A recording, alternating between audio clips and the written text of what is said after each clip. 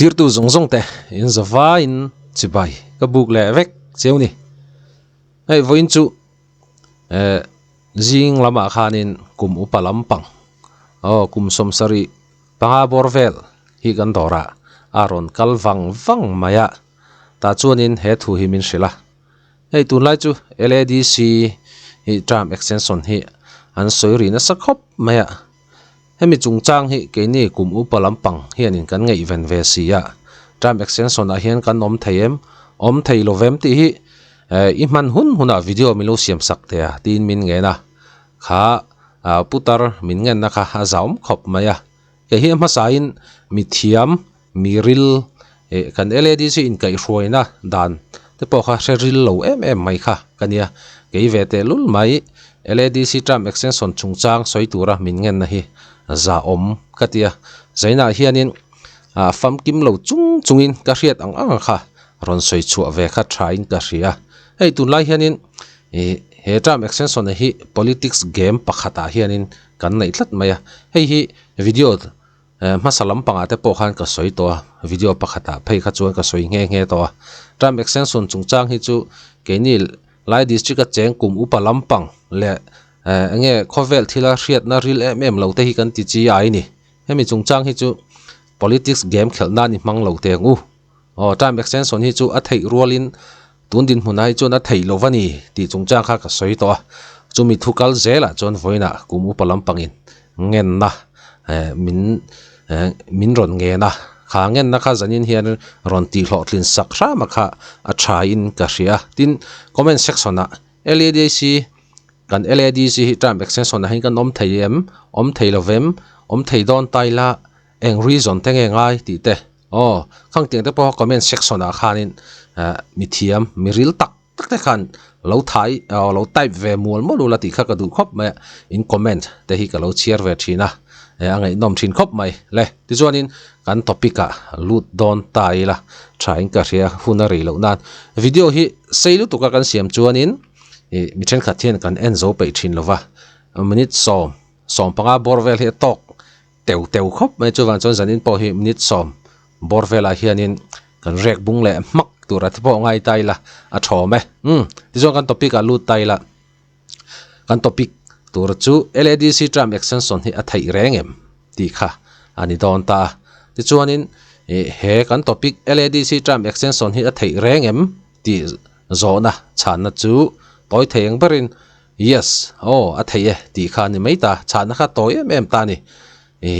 kha ti zong kha chana kha ani chuani video kha toy lel tuk dona chuwan chuani kan han soi zau le hretanga soi zau na explanation hianin nge mishing hi chu kan har deuh hoi thina chuwan chon zanin hianin a zau theng beren soi fia kan han tum don ni ti chuanin MDC in thlan hun son sei tram extension thei dana hi India Constitution 6 schedule paragraph 2 clause 6a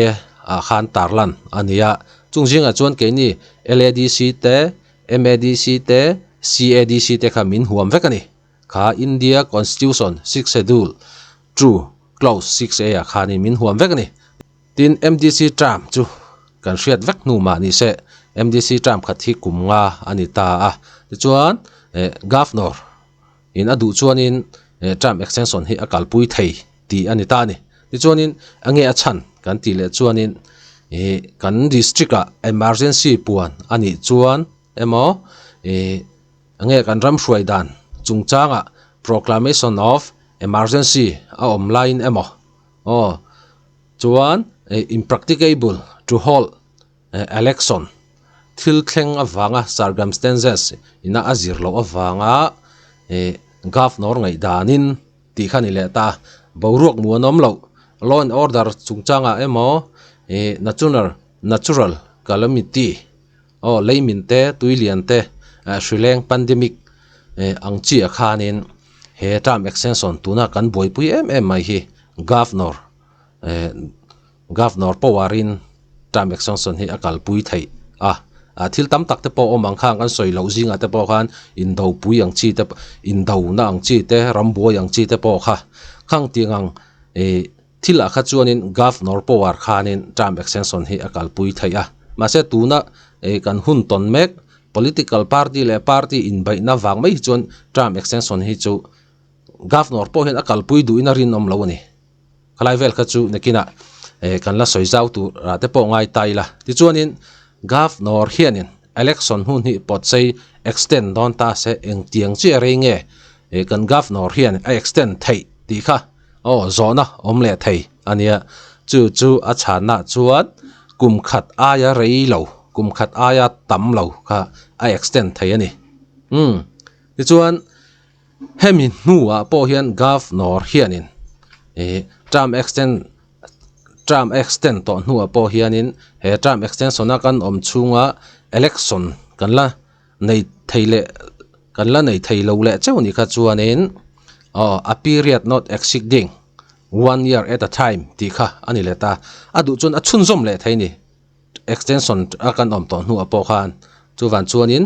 governor hi kan district council a chon powerful maya ma se governor hi dan chunga leng kha ani bik lova khlai vel kha chu kan the thiam vek tura te po ngai tai la ti chuanin tuna kan LADC kan district kan lai district kan boina pakhata chu tuna hian ni china khan video tira kan soi to Trump extension na kan lut don ani antia trainin kan lut don lovani ti kha soi om boka ti chuanin kum upalam pang ho tuna hianin kan ti chi ti chi ti khanin hlo om lampang zong khani lo ta se an rilu le ngei tua na kha kan ti buai ni achan chu keimani ang thawa kum upalam pang te hi election chungchang event mai te an ni hloma khang ho kum upalam pang to si ho kha an hriat na lama keimani thalai te angin thil kha an va sheril lutuk to lova khang ho ngei tu na kha tuna hian keini thalai te hian kan ti buai hle ni in alanga chu tukin jinga po kum upalam pang in min ron lenga hemi Trump extension chungchang hi lo soite kan ril ru boi riau mai Trump extension a hian kan lut thei lovem ti video lo siam te tin min ngen mol mai ni chu van chuanin Trump extension hi chu tun din hunai chuan LADC hi chuanin a thlen thei lo na chan sa hi 100 ta 5% vel back hi ni lo chumi om zia chu LADC Trump extension a hian kan lut don lovani ti hi chiang takin ka soi du ni hei chu tu te mo politics game mai kha ania chu van chun hei chu chotak khuk wa lo khuk pui chi nia khangai tlat lovani chu van chuanin Trump extension na hianin keini LADC te hi kan lut don lova then khat chuan tu na hian Trump extension na lut turin nge how to lian te hne na hianin an thlen ani ti thom te ma kha proof na tak kha chu kan nei chuang lo na chungin soi thom tam khop maya ei hi kan thu nei tu sang jok te hne na hian vatlen po ni ta se thu nei tu sang official VVIP ho hi mi ani leng an ni lova thilom dan an chuinga an thli thlaianga tuna kan LADC boruak te hi an ron thlir vekin karinga Trump extension na om tur hianin eng reason nge LADC hian anei rama buaiem ti te lei aminem ti te hri te alengem ti te law and order chungchanga a felem ti vel te po kha an lo study vek don ni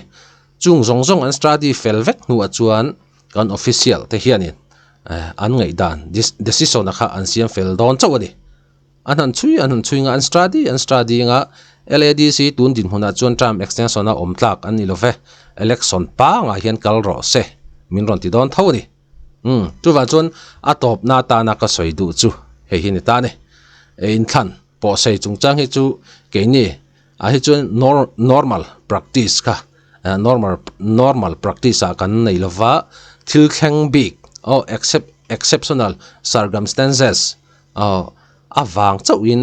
tuna kan boi pui ai Trump extension hi chu thleng thei chau ni abak apia lampang ram kha chu a thlen theina changsa kha a chheletuk party le party in bai na wang mai hi chuanin he kan LADC hi Trump extension hi chuanin alu don lovani ti kha a top na tan kan soi te ang le he kan LADC chungchang hen nang nge ingai ve dan comment section a kalo ngai chang teng che